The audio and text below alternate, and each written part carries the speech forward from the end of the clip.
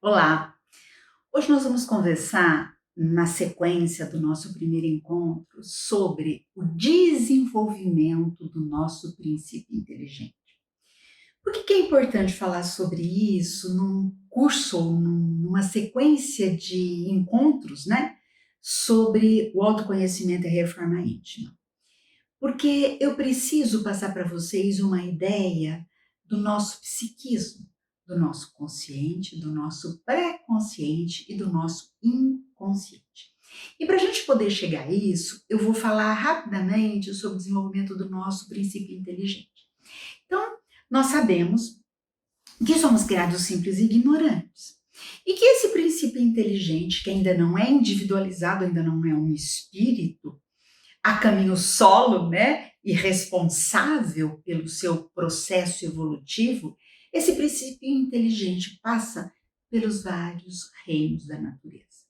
Então, no reino mineral, esse princípio inteligente vai estagiar milênios, milênios, milênios de anos até poder absorver todas as características necessárias ao seu processo evolutivo mais à frente que o reino mineral pode lhe oferecer.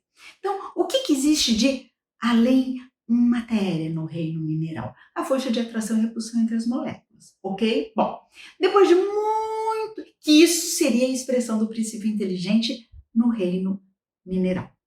Depois de muito estagiar, ele dá um salto e adentra o reino vegetal. Quando ele adentra o reino vegetal, ele ganha a vitalidade e a sensibilidade. E aí nós começamos o desenvolvimento de uma série de funções psíquicas que vão fazer parte do nosso psiquismo quando, vamos dizer assim, adentrarmos ao reino nominal.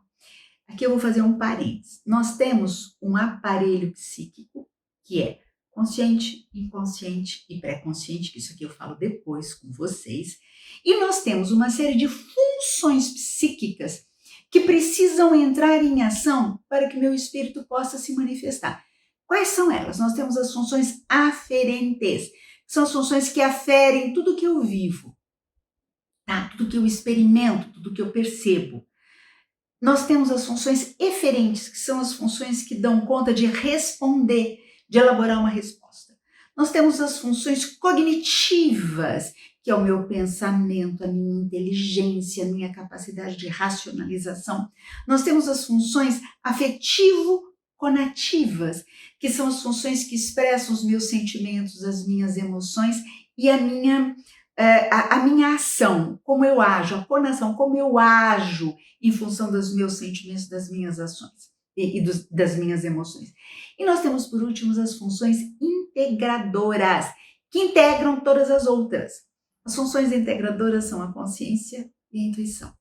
Deixo isso aqui um pouco de lado. Bom, como que essas funções se desenvolvem? Elas se desenvolvem lá atrás. Elas começam o processo evolutivo no reino vegetal. Então, se você for perceber, por exemplo, o reino vegetal, ele já tem recursos para aferir o meio externo. Na presença de luz, é um tipo de resposta de ele afere e efere uma resposta diferenciada na presença de luz, na ausência de luz, na presença de água, na ausência de água. Já começa a existir, pode parecer meio louco, mas vamos ver o que vocês acham disso, né? Um exercício de ponderar juízos diante da situação que eu faço, diante daquilo que eu faço, tá? Claro, tudo automático, né? Não existe ainda a individualização e a consciência, isso é mais à frente. Mas uma planta ela é capaz de dar uma resposta X ou Y diante de determinado estímulo, né? Como que ela começa a desenvolver isso? Então, aí começa a ser desenvolvido essas funções que em nós humanos são bem mais amplas. Quando este princípio inteligente, depois de muito passar, de adquirir todas as experiências necessárias do reino vegetal, ela adentra ao reino animal. Quando ela adentra ao reino animal, outras funções começam a ser exercitadas. As aferentes e eferentes vão se aprimorando, né? Os animais nas mais variadas espécies têm formas diferenciadas de resposta e diferenciadas de aferir. Algumas espécies têm o olhar mais aguçado, outras o faro, outras a percepção auditiva, né? Aferem de um jeito mais eficaz aqui ou ali. Isso tudo vai nos dando recursos para o nosso cabedal lá à frente quando adentrarmos ao reino nominal. Então, outras funções começam a se desenvolver aí, por exemplo, como a inteligência, né? Nós temos várias espécies animais que já expressam inteligência, o pensamento, mas não o pensamento contínuo, porque o animal ele não tem a consciência do amanhã, ele vive o aqui e o agora, então o pensamento é segmentado. Estou com fome, vou procurar comida, né? O animal ele não tem esse recurso de entender que ele dorme hoje, amanhã ele acorda. Vocês podem fazer um teste assim, quem tem animal dentro de casa, quem tem cachorrinho, né? Por exemplo, se você sair e ficar, sei lá, uma semana fora viajando, quando você chegar, o seu cachorrinho vai fazer a maior festa para você. Mas se você sair dos olhos dele e for até a esquina e voltar dali 15 minutos, ele vai fazer a mesma festa, né? Porque ele não tem essa noção de temporalidade, ele não tem a noção do segmento, né? Que existe um porvir. Ele tem todos os recursos dele são usados para viver o aqui e o agora. Então, no reino animal começa a se desenvolver a inteligência, uma série de percepções e também a afetividade, porque a gente observa em muitos animais afetividade. A gente observa agressividade, a gente observa a ira, a gente observa amor, a gente observa ciúme, a gente observa inveja, né? Quem tem 2 animais já pode vivenciar isso. Então, tudo isso é um laboratório.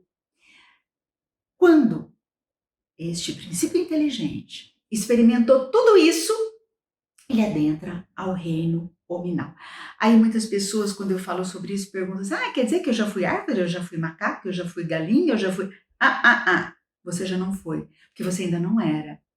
Só que é só você pensar assim, ó, um bolo, ele tá pronto, tá?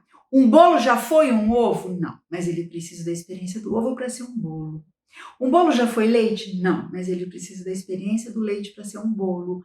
Um bolo já foi farinha? Não, mas ele precisa da experiência da farinha para ser um bolo. Nós somos um bolo, que precisamos da experiência mineral, da experiência vegetal, da experiência de toda a espécie do reino animal para sermos hoje o humano que somos. Então, quando, por saturação, vamos dizer assim, todas essas informações já estão arquivadas, nós adentramos ao reino nominal e adquirimos a consciência, que é a função que vai integrar todas as outras. O animal, como ele não tem consciência, ele funciona direto e reto, estímulo-resposta. Um animal, se ele está no período do cio, tá? Um macho ele pode copular com a mãe, né? Que é a fêmea, tá? Por quê? Porque ele é estímulo-resposta, tá? Quando cresce uma mãe do reino animal, ela pode agredir seu filho por conta de comida. Por quê? Estímulo-resposta. A diferença do humano é que nós temos aqui a consciência que vai integrar todas essas informações. O humano, quando ele é acionado, por exemplo, na agressividade ou por algum motivo, ele tem o recurso da consciência de avaliar o que a informação cognitiva traz. Nossa, fui agredido. Mas também a informação afetiva traz. Nossa, mas é alguém importante para mim, ou é alguém que eu não posso ofender. Se eu agir assim ou assado, a consequência é aquela. Eu consigo integrar essas informações para ter um comportamento.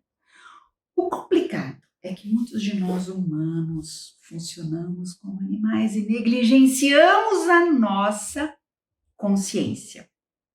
Bom, temos a nossa consciência. Quando eu adentro ao reino nominal, adquirindo a consciência, o meu aparelho psíquico se completa.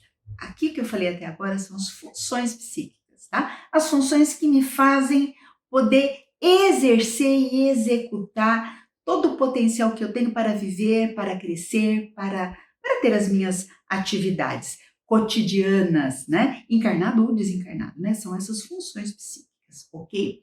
Só que a parte disso, as funções psíquicas, elas têm localização, né? Por exemplo, a função cognitiva tem uma certa localização. A visão, que é uma função de aferir, ela tem uma localização cerebral, né? Então, as funções, elas têm uma certa... A consciência, ela tem uma localização no lobo frontal, né? Mas a gente não vai entrar nisso, senão seriam várias aulas, né? Mas sabe, as funções psíquicas, elas têm uma localização cerebral, tá? Já o nosso psiquismo, não. A nossa estrutura do consciente, pré-consciente e inconsciente, não. Nós não temos um lugar aqui que é o nosso consciente, ou um lugar aqui que é... Nós temos a consciência, mas o nosso consciente, não, ele agrega muitas coisas, tá? Nós não temos aqui um lugar que é o nosso inconsciente, ou um lugar que é o nosso pré-consciente. Quando a gente fala deste aparelho psíquico, aqui são as funções psíquicas, aqui é o aparelho psíquico. Quando a gente fala deste aparelho psíquico, a gente fala da forma como as coisas acontecem. Então, as coisas acontecem conscientemente quando eu estou com a minha atenção, o meu foco no que está sendo vivido. O meu consciente é o aqui e o agora, tá? O meu pré-consciente acontece num outro campo, que é o meu banco de dados. Nós vamos falar melhor sobre esses dados depois, tá? E o meu inconsciente também acontece num outro departamento, que eu também vou falar sobre isso com vocês. Agora, o que é importante nesse nosso encontro de hoje? A gente entender que este inconsciente, ele começa a ser estruturado lá no vegetal, com as funções aferentes e eferentes. Ele permeia o animal, né? Porque no meu inconsciente tem os meus instintos, tem toda essa vivência do meu princípio inteligente até adentrar o reino hominal. Tudo isso é inconsciente. O meu pré-consciente já começava a existir, porque o meu pré-consciente é a minha memória, ok? Tá? São os recursos de memória que eu tenho. A minha memória também já começou a ser estabelecida e estruturada aqui. O último a se estabelecer é o meu consciente, né? Que é a agregação de todas essas situações. Por que eu falei sobre tudo isso? Porque vocês se lembram que nós falamos sobre os automatismos? Muitos dos nossos automatismos, eles vêm de uma série de experiências que a gente teve e tem arquivado em nosso arcabouço do inconsciente. Nosso próximo encontro, eu vou conversar com mais detalhes com vocês sobre o que existe no meu inconsciente, o que é o meu pré-consciente, que é a minha memória, e como eu posso abrir um espaço para entender um pouco melhor a dinâmica deste aparelho psíquico, que é o meu consciente, pré-consciente e inconsciente. Como eu posso decidir clarear o meu consciente? Porque o nosso inconsciente, em muitas situações, manda na gente, são os automatismos. E a gente não se dá conta disso.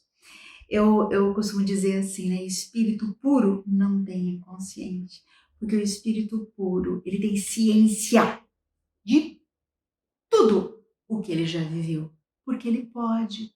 Porque ele não vai se desesperar e se desestruturar com uma vivência anterior, menos, vamos dizer assim, digna, que porventura ele tenha tido. Mas a gente fala melhor sobre isso depois. Combinado? Até o nosso próximo encontro.